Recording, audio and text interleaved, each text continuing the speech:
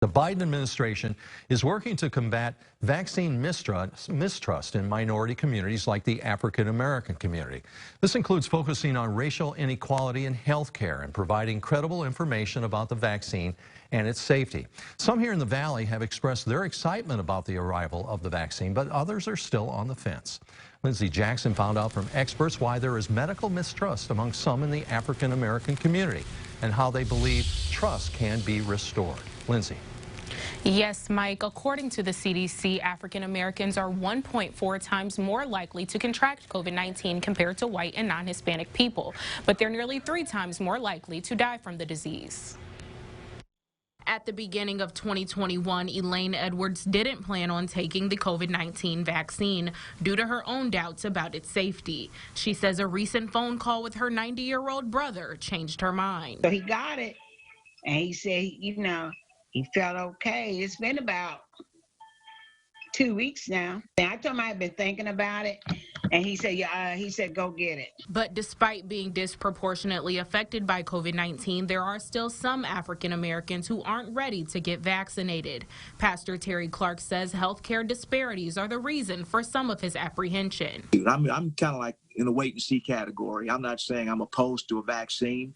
I just don't see anything as the savior of people, because if we have more health complications because of it, a lot of us struggle because we don't have access to health care anyway, and so we just don't want this to be another stumbling block with a number of us. Pastor Clark says the Tuskegee study, where hundreds of black men were examined for untreated syphilis, also plays a major role. Since the perception is, well, we're going to try it out or use it on a lot of the African American community first, well, some of that may be justifiable in the sense that a number of black folks have been affected by coronavirus and whatnot.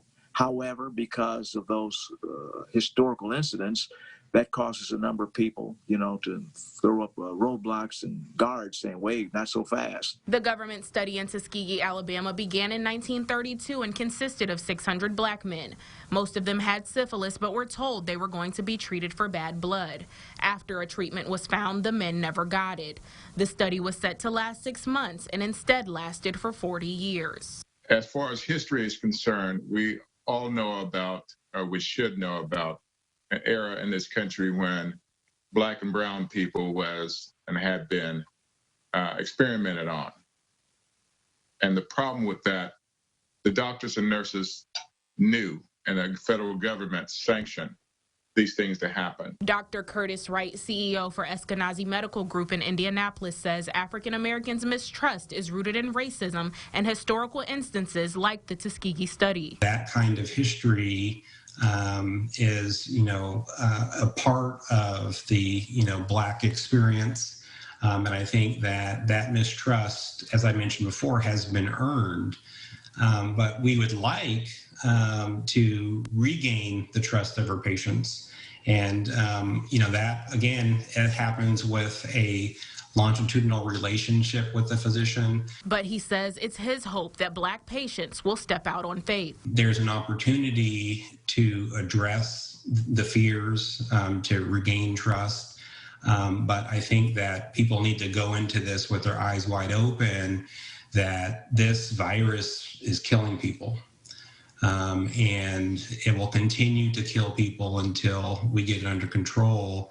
And, this is really our best opportunity. Now, according to Indiana's COVID-19 vaccine dashboard, 3.9% of black Hoosiers received their first dose of the COVID-19 vaccine, and 3.4% are now fully vaccinated. Mike?